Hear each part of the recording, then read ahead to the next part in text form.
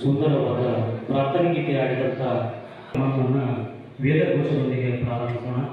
ವೇದಘೋಷ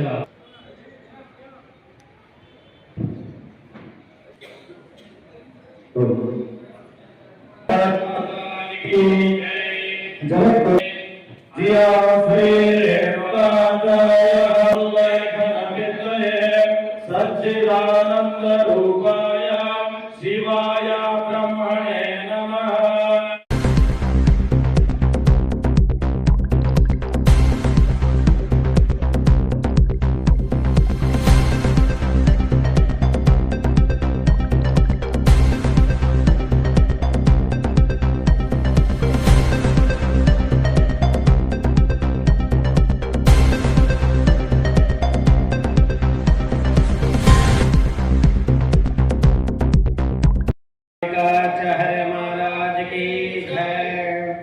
जय मंगलम जय नमः पार्वते शिव महादेव.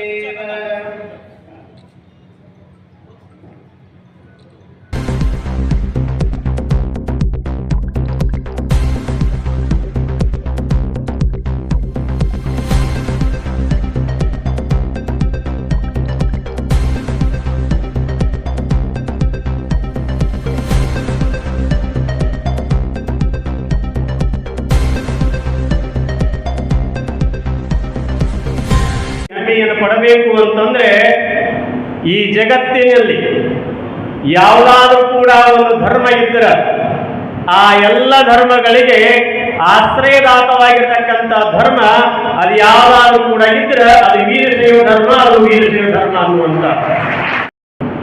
ನಾವು ಕಟ್ಟಿರುವಂತಹ ಲಿಂಗವನ್ನ, ನಮ್ಮ ಲಿಂಗದ ಒಂದೊಂದು ಎಳೆಗಳು ಕೂಡ ಕಡಿದು ಹೋಗ್ತಾ ಇದ್ದಾವೆ. ಅದರ ಕಡೆಗೆ ಸ್ವಲ್ಪ ನಾವು ಗಮನವನ್ನು ಕೊಡಬೇಕು. ಯಾಕೆ ಹೇಳ್ರಿ, ಸಮಾಜದಲ್ಲಿ ನಮ್ಮ ಮಕ್ಕಳಿಗೆ ನಾವು ಸಂಸ್ಕಾರವನ್ನು ಕೊಡ್ತಾ ಇಲ್ಲ, ಮಕ್ಕಳಿಗೆ ಲಿಂಗ ಪೂಜೆಯನ್ನು ಕಲಿಸ್ತಾ ಇಲ್ಲ, ಮಕ್ಕಳಿಗೆ ವೇದ ಘೋಷಗಳನ್ನು ಕಲಿಸ್ತಾ ಇಲ್ಲ, ಮಕ್ಕಳಿಗೆ ಧರ್ಮ ಸಿದ್ಧಾಂತಗಳನ್ನು ಕಲಿಸ್ತಾ ಇಲ್ಲ. ಮಕ್ಕಳಿಗೆ ನಾವು ಮೊದಲು ಏನು ಕಲಿಸ್ಬೇಕ್ರಿ ಅಂದ್ರೆ ತಂದೆ ತಾಯಿಗಳಿಗೆ, ಗುರುಗಳಿಗೆ ನಮಸ್ಕಾರವನ್ನು ಮಾಡುವುದನ್ನು ಮೊದಲು ನಾವು ಕಲಿಸಬೇಕು. ಇದು ಬಹಳ ಸಂತೋಷ ಪಡುವುದಂತದ ಜೊತೆಗೆ ಇನ್ನೊಂದು ವಿಚಾರ ಏನು ಅಂತಂದ್ರೆ, ನಮ್ಮಲ್ಲಿ ನಾವು ಬಹಳ ಜನ ಏನು ತಿಳ್ಕೊಂಡು ಬಿಟ್ಟಿವಿ ಅಂತಂದ್ರೆ ನಮ್ಮ ಧರ್ಮ ಬಹಳ ಸಣ್ಣದು ಬಹಳ ಸಣ್ಣದು ಬಹಳ ಸಣ್ಣದು ಅಂತ ತಿಳ್ಕೊಂಡಿವಿ. ನಿಜವಾಗಿಯೂ ಕೂಡ ಎಲ್ಲ ಧರ್ಮಗಳಿಗಿಂತಲೂ ಅದ್ಭುತವಾಗಿರ್ತಕ್ಕಂಥ ಧರ್ಮ ಅದು ವೀರಶೈವ ಧರ್ಮ. ವೀರಶೈವ ಧರ್ಮ ವೀರಶೈವ ಧರ್ಮ ನಾವು ಬಹಳ ಜನ ಏನು ತಿಳ್ಕೊಂಡಿವಿ ಅಂತಂದ್ರೆ ಬಹಳ ನಮ್ಮನ್ನು ಸೇರಿಸಿಕೊಳ್ಳೋದಿಲ್ಲ ಹಾಗೆ ಹೀಗೆ ಏನೇನೋ ಹೇಳ್ತಾ ಇದ್ದೇವೆ. ಆದರೆ ಜಗದ್ಗುರು ರೇವಣ ಸಿದ್ಧರು ಕುಲ 18 ಜಾತಿಯವರಿಗೆ ಆಗಲೇ ಲಿಂಗಧಾರಣೆಯನ್ನು ಮಾಡಿದ್ರು. ನೀವು ಕೋಲನಪಾಕಿ ಒಳಗ ಹೋದ್ರೆ ಕೋಲನಪಾಕಿ ಒಳಗ 18 ಮಠಗಳು ಕೂಡ ಇವತ್ತಿಗೆ ನಮಗೆ ನೋಡ್ಲಿಕ್ಕೆ ಸಿಗುತ್ತವೆ.